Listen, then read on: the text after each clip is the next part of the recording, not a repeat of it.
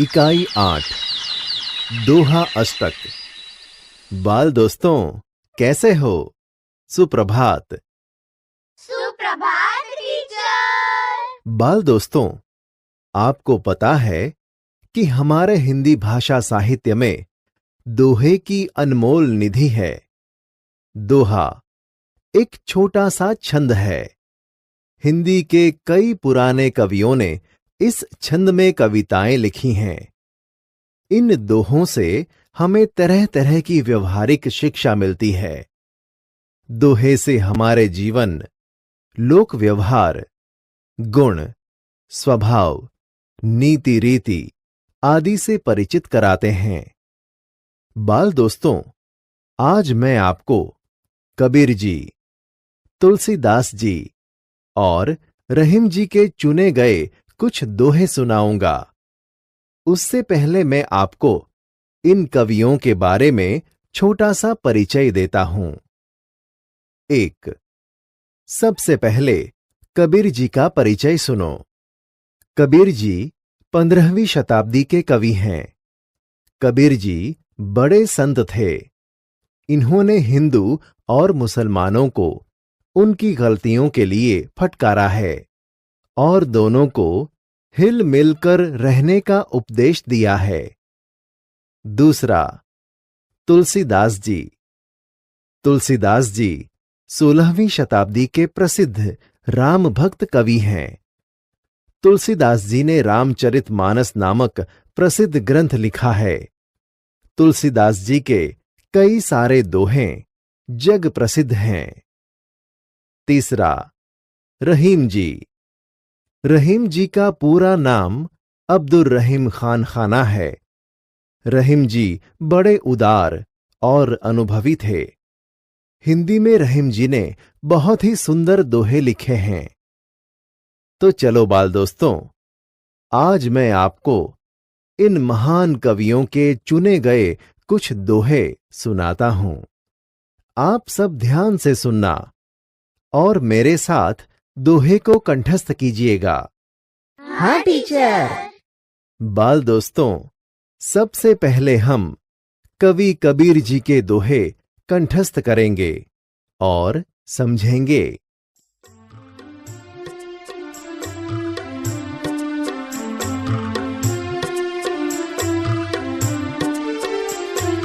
बड़ा हुआ तो क्या हुआ, जैसे पेड़ खजूर। बड़ा हुआ तो क्या हुआ, जैसे पेड़ खजूर। पंथी को छाया नहीं, फल लागे अति दूर। कबीरा फल लागे अति दूर। साधु ऐसा चाहिए, जैसा सूप सुपाए। साधु ऐसा चाहिए, जैसा सूप सुभाए। सार सार को गही रहे, थोथा देई उड़ाए। कबीरा थोथा देई उड़ाए। माखी गुड़ में गड़ी रहे, पंख रहो लिपटाए।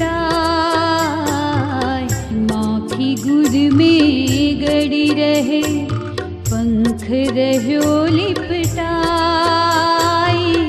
हाथ मले और सिर धुने, लालच बुरी बलाई। कबीरा लालच बुरी बलाई।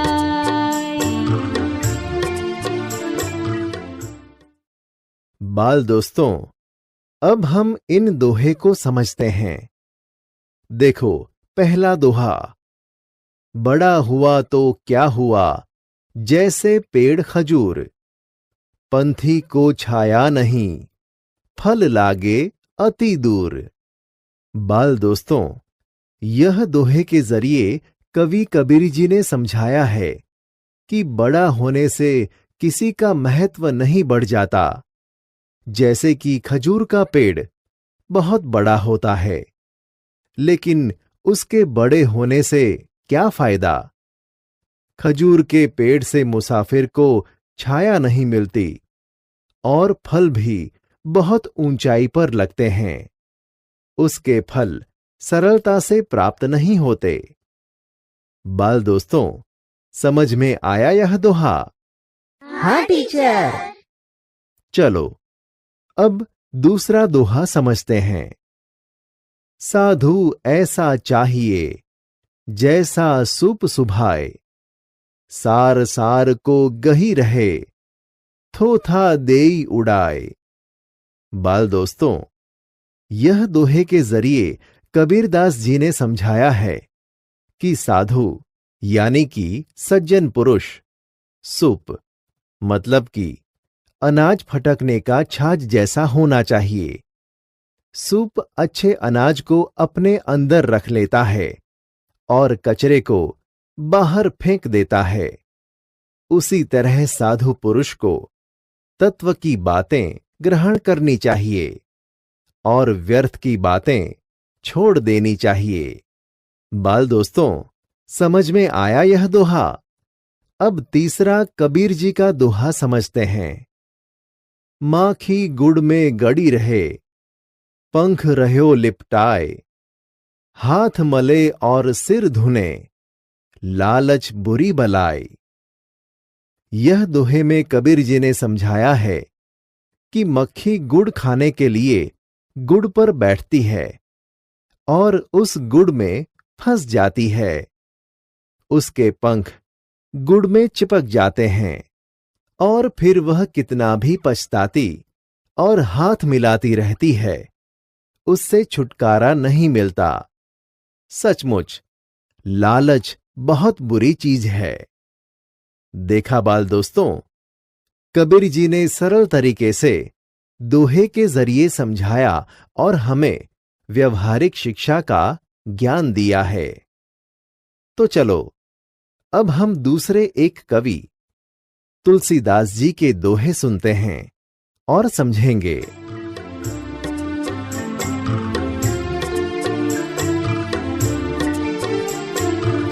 तुलसी इस संसार में भांति भांति के लोग, तुलसी इस संसार में भांति भांति के लोग, सबसे हिल मिल चालिए नदी नाव संजोग रे तुलसी नदी नाव संजोग। तुलसी हाय गरीब की कब हुन खाली जाय, तुलसी हाय गरीब की कब हुन खाली जाय। मुँह ढोर के चाम से लोहा भस्म हो जाए रे तुलसी लोहा भस्म हो जाए।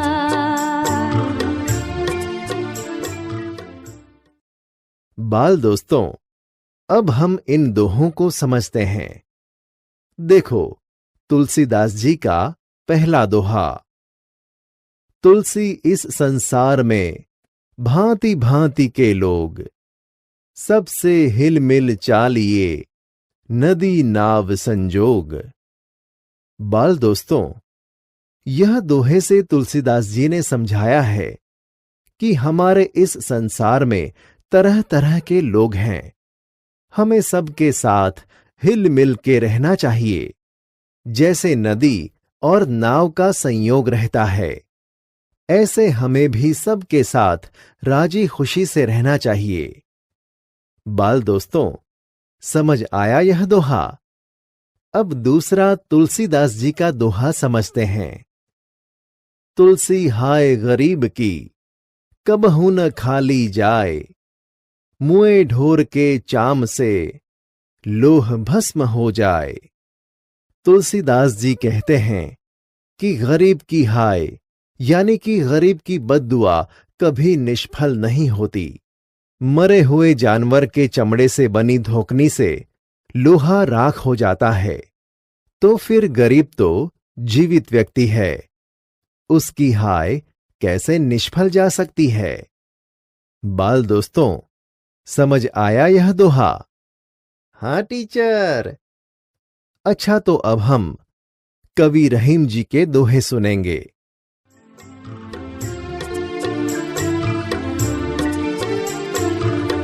रही मन धागा प्रेम का, मत तोड़ो चटका। रही मन धागा प्रेम का, मत तोड़ो चटका। टूटे से फिर ना जुड़े, जुड़े गांठ पड़ जाए। रहीमा जुड़े गांठ पड़ जाए। तरुवर फल नहीं खात हैं, सरवर पिए ही न पानी। तरुवर फल नहीं खात हैं, सरवर पिए ही न पानी। कही रहीम पर काज हित, संपत्ति संचही सुजानी। रहीमा संपत्ति संचही सुजानी। रही मन देखी बड़ेन को, लघु न दीजिए डारी। रही मन देखी बड़ेन को, लघु न दीजिए डारी। जहाँ काम आवे सुई, कहाँ करे तलवारी। रहीमा कहाँ करे तलवारी।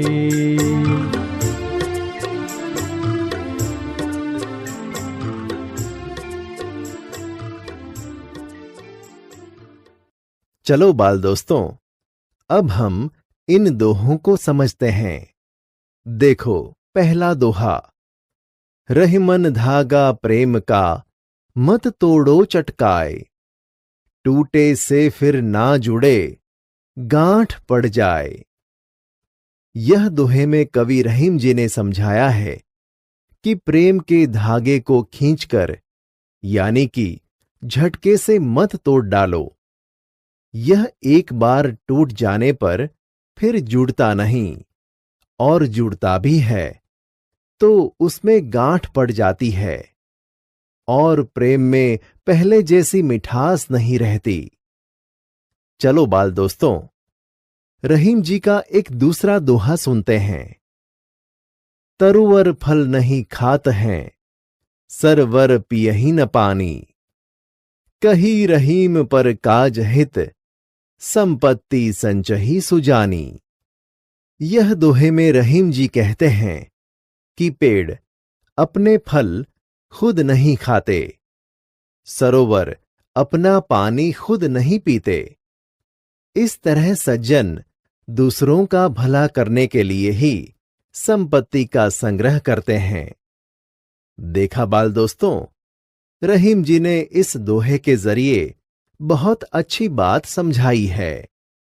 चलो अब दूसरा दोहा देखते हैं। रही मन देखी बड़ेन को, लघु न दीजिए डारी। जहां काम आवे सुई, कहा करे तलवारी। यह दोहे में रहीम जी कहते हैं कि बड़े लोगों को देखकर छोटे लोगों की उपेक्षा मत करो। जहां सुई काम आती है, वहां तलवार काम नहीं आती।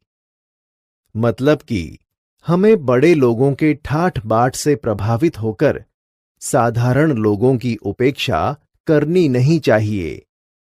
युद्ध में तलवार भले काम की हो, पर कपड़े सीने के लिए तो छोटी सुई ही काम आती है। इसलिए बाल दोस्तों, जो काम छोटे कर सकते हैं वह बड़े नहीं कर सकते। इसीलिए समाज में छोटों का भी महत्व है। हमें उनसे मुख नहीं मोड़ना चाहिए। तो बाल दोस्तों, आपको दोहे समझ में आ गए ना? हाँ टीचर। तो चलो हम फिर मिलेंगे। धन्यवाद।